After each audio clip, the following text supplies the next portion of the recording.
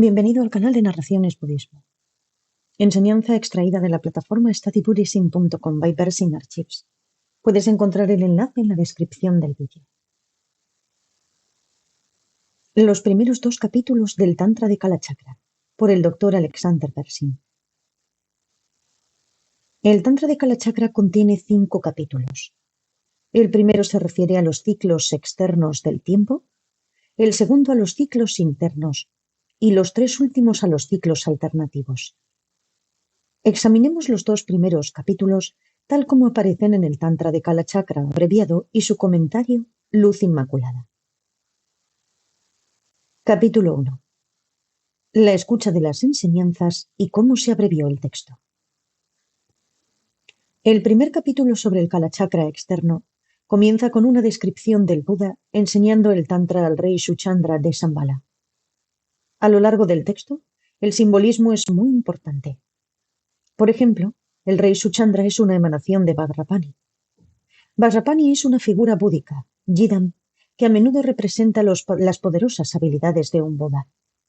En muchos textos también representa el oído perfecto y la escucha perfecta.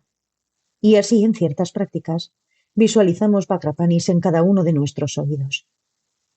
El detalle de que el Buda haya enseñado el texto a una emanación de Vajrapani indica entonces que necesitamos escuchar las enseñanzas con una facultad auditiva purificada, para lo cual todos tenemos el potencial de la naturaleza búdica. El rey Manjushri Yashas escribió el Tantra de Kalachakra abreviado 7 generaciones después de que su antepasado, el rey Suchandra, compilara el Tantra de Kalachakra Rayi, a partir de las enseñanzas que había escuchado del Buda. Después de explicar el origen del Tantra Rayi, el rey Manjushri Yashas presentó su índice y muestra cómo lo abrevió. Cabe señalar que el Tantra Raíz constaba de 81 secciones, mientras que el Tantra abreviado lo condensó en 32 puntos abreviados. El paralelismo y el simbolismo son claros. El cuerpo iluminador de un Buda tiene 80 rasgos ejemplares, signos menores, más el cuerpo tomado como un todo, condensado en 32 signos mayores excelentes. Los 2 textos, entonces, son paralelos y representan en su estructura el cuerpo iluminador de un Buda. La estructura del universo y las partículas. Dado que el rey Suchandra trajo las enseñanzas de Kalachakra a Shambhala, el texto habla a continuación sobre esta tierra especial y su lugar en los innumerables universos que existen. Comienza con una discusión de los ciclos por los que pasa cada universo. Kalachakra, después de todo, significa ciclos de tiempo. Hay periodos vacíos, seguidos por periodos sucesivos de expansión, permanencia y desaparición. Los ciclos se repiten sin principio ni fin. Dentro de esta presentación viene la discusión de los átomos o partículas. Estas son las partículas de los 5 elementos: tierra, agua, fuego, viento y espacio. Los 5 se encuentran en todos los sistemas indios, tanto budistas como hindúes, pero el Kalachakra es único en afirmar partículas espaciales. A diferencia de la presentación de las partículas de los elementos que dio el Buda en sus enseñanzas sobre el Abhidharma, temas especiales de conocimiento, las partículas en Kalachakra son progresivamente más pequeñas, algo así como partículas y subpartículas. Además, aunque el Kalachakra añade un 6º elemento, la conciencia profunda, no es un tipo de partícula. Tengamos en cuenta que los elementos paníndicos difieren significativamente del conjunto chino de 5: tierra, agua, madera, fuego y metal. Los elementos de los sistemas indios son estados de la materia, mientras que en el pensamiento chino son diferentes movimientos de energía. El texto discute particularmente la partícula más pequeña de todas, la partícula espacial. Es uno de los temas favoritos de su santidad el Dalai Lama. Le gusta discutir esto con los astrofísicos porque la relación entre las partículas de espacio y la formación del universo sugiere las teorías modernas sobre los agujeros negros y el Big Bang. La discusión de elementos y partículas introduce un tema recurrente en las enseñanzas y prácticas del Kalachakra. Debido a la confusión, proyectamos fantasías de elementos verdaderos o sólidamente existentes en partículas y átomos. Es como si nuestra mente estuviera conectando los puntos y pintándolos. Con nuestras proyecciones, por ejemplo, pintamos ser humano y luego idiota en solo átomos.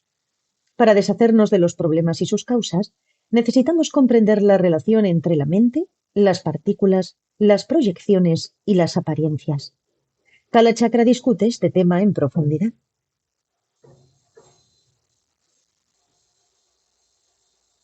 Múltiples descripciones del universo. La discusión general de los universos conduce a una presentación del sistema de mundo en el que vivimos. Cada universo contiene innumerables sistemas de mundos, cada uno de los cuales contiene varios continentes y tierras. Una de las tierras del continente sur de nuestros sistemas de mundo es Shambhala. La geografía aquí difiere de la descripción que dio el Buda en sus enseñanzas del Abhidharma. Es significativo que las enseñanzas del Buda contengan dos descripciones del universo. Significa que no hay una forma absoluta en la que realmente aparezca. Podemos describir el universo y nuestro mundo de varias maneras, cada una con un propósito diferente. Ninguna de las descripciones que dio el Buda era para navegar en un barco. Por lo tanto, no hay contradicción con la descripción moderna del mundo y nuestro universo. Si dos descripciones son útiles, también lo pueden ser tres. La descripción del mundo con la que estamos familiarizados es para navegar en barcos y funciona muy bien para eso. La representación del Kalachakra presenta la estructura y las proporciones del universo como simétricas con la estructura y las proporciones del cuerpo humano. En la práctica del Kalachakra, la figura búdica de Kalachakra y el palacio del mandala en el que él y las otras figuras viven también tienen las mismas proporciones. Esta descripción del universo tiene el propósito de comprender la estructura externa e interna paralela que surge de los impulsos kármicos, de modo que podamos meditar en analogía para dejar de estar bajo su control. La ubicación de Shambhala. Aunque el texto describe a Shambhala como un reino humano donde todo es propicio para la práctica del Kalachakra, no podemos viajar allí como lo haríamos a un lugar físico normal. Tanto los maestros indios como los tibetanos han escrito guías para llegar a Shambhala, pero todos están de acuerdo en que un viaje físico no es suficiente. Necesitamos repetir millones de mantras y otras prácticas y solo entonces podremos llegar a Shambhala. Recordemos, los dos maestros indios que trajeron el Tanta de Kalachakra a la India nunca llegaron físicamente a Shambhala. El estado de Shambhala entonces es una realidad, un nivel de logro espiritual. Después de todo, Shambhala significa la fuente de la dicha, refiriéndose a la mente de luz clara. Sin embargo, ciertos lugares de nuestro planeta pueden representar a Shambhala. La región de Kabul en Afganistán puede hacerlo representado como referencia histórica. En otros textos, la referencia parece ser la región del monte Kailash en el suroeste del Tíbet. El texto proporciona el cálculo para determinar la duración del día más corto del año a medida que viajamos progresivamente hacia el norte. Cuando realizamos los cálculos, la latitud correspondiente a Shambhala es la del monte Kailash, también llamado la fuente de la dicha, y el hogar de Shiva en la mitología hindú. Muchas capas de significado se superponen aquí. La búsqueda de Shambhala como un Shangri-La espiritual en este planeta entonces es bastante infructuosa, aunque encendió la imaginación de muchos rusos, incluidos Madame Blavatsky y Nikolai Roerich. Recordemos, el Kalachakra llegó a Europa hace mucho tiempo con los mongoles en Rusia. La historia de Shambhala y el título Kalki. Después de describir la geografía de nuestro mundo y la ubicación de Shambhala, el texto presenta la historia de Shambhala. Describe cómo esta tierra está sujeta a invasiones periódicas de fuerzas bárbaras. En un nivel más profundo, esto representa y es paralelo a nuestra mente de la luz clara, Shambhala, que pasa de una vida a la siguiente con la confusión que periódicamente la abruma y le impide un mayor desarrollo espiritual. Luego el texto describe cómo para superar el desafío de una invasión, el rey reunió a toda la gente de Shambhala en el mandala de Kalachakra. En un nivel más profundo, esto representa la necesidad de reunir todas las energías desordenadas del cuerpo sutil en el centro del Kalachakra del corazón, en la tierra de la dicha, en Shambhala, para armonizarlas. Dado que una gran parte de la población en el área de Kabul era hindú en ese momento, la forma más hábil de transmitirles el mensaje de cooperación era usar imágenes y términos con los que ya estaban familiarizados. Shambhala, por ejemplo, también aparece en el Vishnu Purana, un texto hindú popular de la época. De los 10 avatares o encarnaciones del dios hindú Vishnu, el 10º, que destruiría toda corrupción y así terminará con la era de la degeneración, el Kali Yuga, será Kalki, que nacerá en Shambhala. Por lo tanto, el rey Manjushri Yashas, quien reunió a todos en el mandala de Kalachakra, adoptó Kalki como su título. Todos los gobernantes posteriores de Shambhala hicieron lo mismo y usaron el mismo título. En sánscrito, Kalki significa alguien que acaba con la corrupción y el mal. En un contexto budista, podemos entender que esto implica el que acaba con el no darse cuenta, la ignorancia y la destructividad que se deriva de ello. La traducción tibetana, Rigden, significa el poseedor de las castas, el que une y mantiene unidas a todas las castas. Podemos entender esto a un nivel externo al reunir a las diversas castas de Shambhala y en un nivel más profundo al unir los vientos de energía. Además, el término para castas, Rig, también significa naturaleza búdica. Al llevar los vientos de energía al canal central y a la fuente de dicha de la mente de la luz clara, Kalki produce la realización de la naturaleza búdica. En un nivel externo, reunir a todos armoniosamente en el mandala del Kalachakra y conferir el empoderamiento despierta la naturaleza búdica de todos. Este es un buen ejemplo del método didáctico utilizado en Kalachakra. Los textos emplean terminología hindú bien conocida y revelan interpretaciones budistas más profundas de su significado. Invasión por parte de fuerzas bárbaras y consejos para evitarla. Después, el texto predice un futuro intento de invasión de Shambhala como parte de una guerra más grande. Cuando calculamos la fecha, se trata del 2424 de la era común. El rey aconseja cómo prevenir el desastre en el momento de la futura invasión. Su consejo es especialmente relevante para nuestra situación moderna. Dice que podemos evitar la derrota haciendo que el conocimiento sea completamente público. En aquellos días la astrología era muy importante. Hubo grandes eruditos, los llamados expertos, que hicieron tablas de cifras para las posiciones de los planetas. Dijeron, no tienes que aprender las matemáticas, no tienes que aprender los cálculos. Haremos una lista de tablas con las posiciones para que solo tengas que buscarlas. Lo que esto significaba era que nadie podía hacer los cálculos ya que nadie los sabía, y estos expertos controlaban el conocimiento. Esto significaba que podían manipular los cálculos y nadie lo sabría. Si queremos ganar una batalla, debemos consultar a la astrología para determinar la mejor posición de los planetas y, por lo tanto, el mejor momento para lanzar un ataque. Si los expertos manipularan las tablas de posiciones planetarias, los ejércitos atacarían en el momento equivocado y los enemigos podrían ganar. Consideremos esta advertencia a la luz de la situación mundial actual.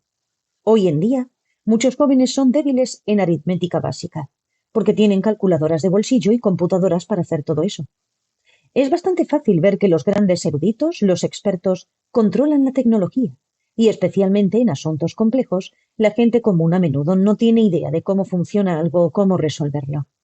Si un dictador malévolo llegara al poder y obtuviera el respaldo de los expertos en tecnología, juntos podrían controlar los sistemas informáticos y causar grandes problemas, como manipular las calificaciones crediticias. Por ello, es muy importante universalizar la educación y compartir tecnología y conocimientos. Cuando la mayoría de la gente sepa cómo calcular y hacer las cosas, los supuestos expertos tendrán dificultades para engañarlos y obtener el control. En un nivel más profundo, es igualmente importante conocer los detalles técnicos del camino espiritual por nosotros mismos y no solo confiar en algún gurú experto. Esto subraya la necesidad de estudiar para lograr un progreso espiritual estable. La astrología y el propósito de su estudio. A continuación, el texto proporciona las fórmulas matemáticas para calcular el calendario y las posiciones de los cuerpos celestes. Mucha de la matemática del calendario tibetano y de la astronomía tibetana, de hecho, se deriva de aquí. El texto también brinda un análisis lingüístico detallado de los sistemas de vocales y consonantes en sánscrito, que forma la base para calcular características adicionales del calendario tibetano y para analizar mantras. La razón de conocer el calendario y la posición de los planetas es hacer cálculos astrológicos con el fin de elegir el mejor momento para entablar batalla contra las hordas bárbaras. En un nivel más profundo, esto significa que si vamos a luchar contra nuestras emociones y actitudes perturbadoras, necesitamos conocer y comprender los ciclos astrológicos que afectan nuestra mente y energías. Con este conocimiento, podemos lanzar nuestros ataques de meditación cuando las circunstancias del karma, la astrología y la energía sean más favorables. Aunque trabajamos para eliminar el estar bajo el control de las fuerzas astrológicas, aún así, antes de deshacernos de su influencia, necesitamos practicar dentro del contexto de nuestras cartas astrales y nuestro karma. Tecnología en tiempo de guerra y en tiempo de paz. Para pelear una batalla necesitamos armas. Así, el texto da los detalles tecnológicos para construir equipo militar como catapultas. Por lo tanto, la literatura de Kalachakra conserva una gran parte de la ciencia india medieval. En un nivel más profundo, las armas representan varios entendimientos budistas profundos como el amor, la paciencia y el darse cuenta que discrimina de la realidad. Necesitamos saber cómo construirlos y cómo y cuándo implementarlos. Luego el texto explica que, una vez ganada la guerra, necesitamos construir cosas como carruseles, parques y sistemas de riego para ayudarnos a celebrar y divertirnos. Por lo tanto, da instrucciones para su construcción. En un nivel externo, si ganamos una guerra, debemos tratar de traer felicidad y disfrute a la gente a nivel material. Asimismo, cuando ganamos la batalla interna y alcanzamos la iluminación, necesitamos traer alegría y felicidad a la gente a través de nuestra ayuda espiritual. El primer capítulo termina con una descripción del florecimiento de las enseñanzas budistas, particularmente las de Kalachakra, que seguirán con el amanecer de una nueva edad dorada. Capítulo 2. Los ciclos de vida. El segundo capítulo del Tantra de Kalachakra abreviado se refiere a los ciclos internos del tiempo, que son paralelos a los ciclos externos. El ciclo más burdo es la muerte, el bardo y el renacimiento. Así, el texto describe las diferentes formas de renacimiento que son posibles, como de un útero o un huevo, y las diferentes formas de vida asociadas con cada uno de los 5 elementos. A continuación, el texto se centra en el renacimiento humano y las 10 etapas del ciclo de vida desde la concepción hasta la muerte. 3 de las etapas describen el desarrollo de un feto en el útero. Las 10 etapas tienen los mismos nombres que las 10 encarnaciones de Vishnu. Kalki, el último, representa la muerte. Kalki, recordemos, significa el destructor de la corrupción. A nivel interno, la muerte pone fin a la influencia corruptora de un renacimiento arrojado y gobernado por las fuerzas del karma.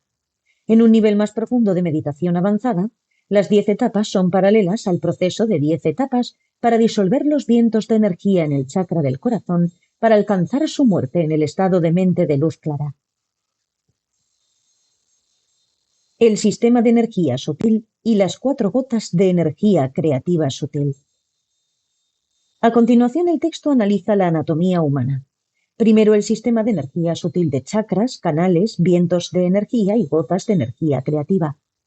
Dentro del tema de las gotas de energía creativa, presenta un conjunto de 4 que son extremadamente importantes en la teoría y práctica de Kalachakra.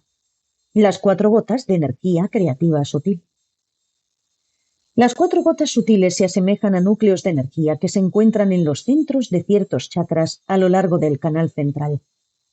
Cada uno está asociado respectivamente con las ocasiones de estar despierto, soñar, dormir sin sueños o experimentar momentos cumbre de dicha. En varios momentos, los vientos de nuestro karma pasan a través de una u otra de estas gotas a medida que atraviesan el cuerpo sutil. Como si llevaran un pincel, los vientos de nuestro karma sumergen el pincel en una de las gotas y luego pintan proyecciones de apariencias sobre partículas externas burdas o internas sutiles. Y así periódicamente, nuestra mente da surgimiento a apariencias de objetos externos, sueños internos, oscuridad durante el sueño profundo y placer mundano intenso. Trabajamos en meditación para acabar para siempre con este proceso incontrolable. La relación entre la mente y las apariencias. A pesar de la descripción de los vientos del karma creando apariencias, el Kalachakra no es un sistema de idealismo subjetivo. No afirma que todo existe solo en nuestra cabeza. Si todo fuera así, ¿por qué tendríamos que desarrollar la compasión? Nadie existiría excepto nosotros. El solipsismo no concuerda con la cosmovisión budista básica. Lo que la mente crea a través de los vientos del karma son apariencias cognitivas. Si me siento aquí y te miro y luego me muevo hacia allá y miro de nuevo, las apariencias cognitivas de ti creadas y percibidas por mi mente serán diferentes. La apariencia depende del ángulo y la distancia desde la que miro. Todos en esta sala, por ejemplo, pueden estar viendo al traductor o a mí, pero cada persona ve una apariencia cognitiva diferente porque él o ella está viendo desde una perspectiva diferente. Además de las meras imágenes visuales que percibimos, proyectamos otras apariencias sobre ellas que también imaginamos que vemos y experimentamos. Por ejemplo, proyectamos la apariencia de alguien como la persona más bella del mundo o la más terrible. Tales apariencias cognitivas infladas también son creadas por la mente y pintadas por los vientos del karma. El Kalachakra afirma que existe un mundo material, con partículas sutiles que provienen de fuentes natales diferentes a las de nuestras cogniciones de apariencias pintadas sobre ellas. Sin embargo, no podemos decir que el mundo material existe totalmente independiente de la mente. Esto se debe a que lo que sucede materialmente, por ejemplo en el medio ambiente, también se ve afectado por el comportamiento, actitudes, etc. Si decidimos talar todos los árboles, eso afectará el entorno material, ¿no? De manera similar, la mente y acciones kármicas de aquellos que vivieron antes han afectado la formación de nuestro universo y el tipo de formas de vida que han evolucionado en él. La razón para discutir el mundo material de esta manera como afectado por la mente es porque de lo único que podemos hablar realmente es de lo que experimentamos, y lo que experimentamos es, por supuesto, a través de la mente. Si deseamos cambiar lo que experimentamos, necesitamos cambiar nuestras actitudes y comportamiento, necesitamos cambiar nuestra mente. Realidad. Si la forma en que todo aparece depende de la mente, la pregunta surge naturalmente: ¿qué es la realidad? ¿Cómo existen realmente las cosas? Para comprender cómo existe todo, el Buda enseñó que primero debemos refutar y eliminar cómo no existen las cosas. A menudo escuchamos el término vacuidad, vacío. Una traducción más precisa y quizás más sutil es una ausencia. Es una ausencia de formas imposibles de existir. Imaginamos que las cosas existen en todo tipo de formas imposibles. Por ejemplo, imagina que esta persona es la persona más maravillosa del mundo y esa persona es un monstruo. No solo imaginamos eso, percibimos a las personas como tales y se siente como si fuera la realidad. Se siente realmente cierto.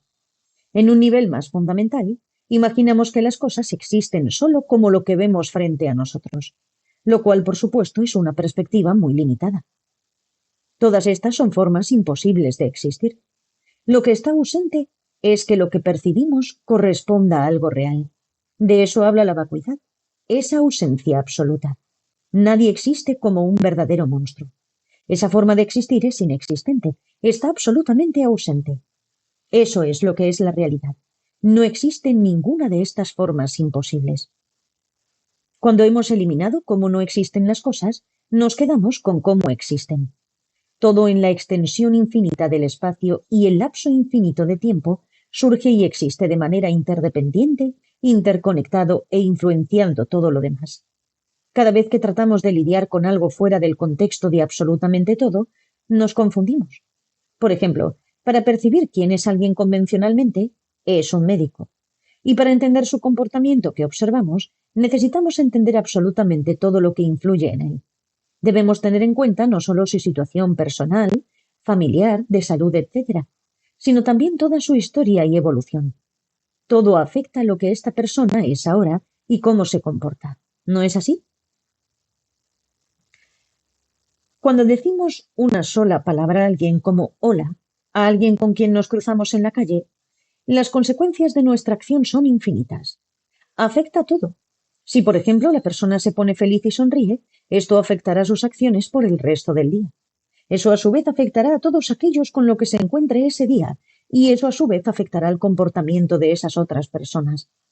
La cadena de causa y efecto del comportamiento continúa hasta el infinito. Esa es la realidad. Si imaginamos que podemos decirle algo a alguien y que no tendrá más consecuencias que las que observamos directamente en ese momento, estamos confundidos acerca de la realidad. Esta es una forma imposible de existir. Ciclos de respiración. Después de discutir la anatomía sutil, las 4 gotas sutiles de energía creativa y la relación entre ellas y las apariencias, el texto continúa con una descripción de la anatomía burda. En particular, presenta los ciclos de la respiración y la forma en que la respiración pasa a través de los cuerpos burdo y sutil. Este es un análisis complicado y sofisticado. El texto describe los ciclos a medida que la respiración pasa predominantemente de una fosa nasal a la otra y a través de unos canales de energía específicos en los chakras a otros. Mientras pasa predominantemente por una fosa nasal, la fuerza de su paso y la parte de la fosa nasal por la que pasa también atraviesan por ciclos. Al ser conscientes de los ciclos de respiración y el punto en el ciclo de biorritmo que nosotros o alguien más está experimentando en un momento dado, podemos determinar el mejor momento para emprender una acción. Cuando somos competentes, incluso podemos leer la mente de alguien.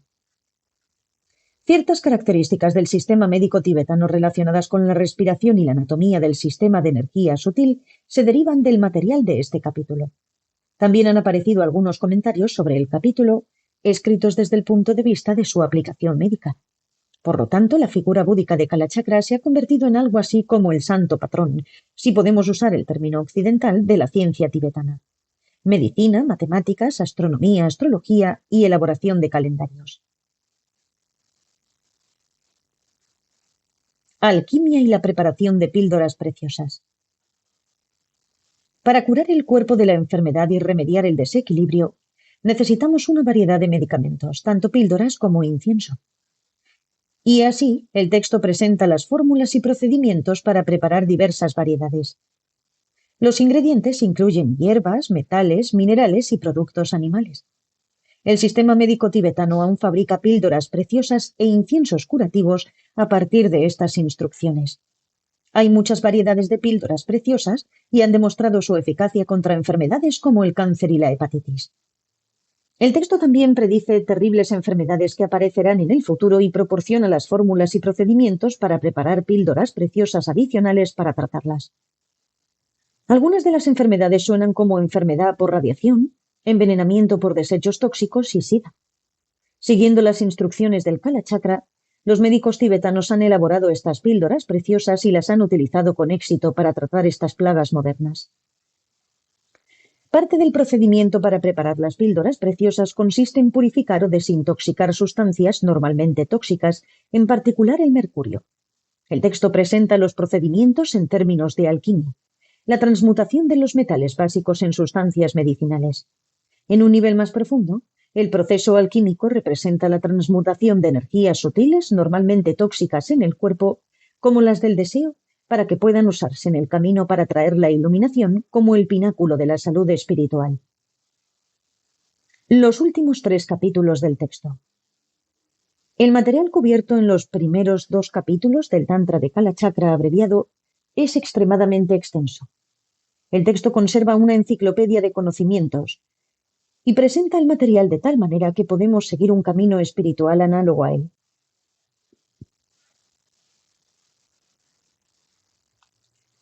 Al seguir este camino de los ciclos alternativos del tiempo, podemos superar el estar incontrolablemente bajo la fuerza de los ciclos externos e internos para que podamos brindar beneficio y alegría a todos. Los últimos 3 capítulos del texto presentan los ciclos de tiempo alternativos. El tercer capítulo aborda el empoderamiento. La práctica real de meditación de Kalachakra tiene 2 etapas. El capítulo 4 presenta la primera de las 2, la etapa de generación cuando trabajamos con los poderes de la imaginación. El capítulo 5 describe la segunda, la etapa completa, cuando todo está completo para producir cambios en el sistema de energía sutil a través de la meditación avanzada. El último capítulo también describe el logro de la iluminación por medio de esta práctica. Transcripción de un seminario, Graz, Austria, mayo de 2001. Gracias por escuchar.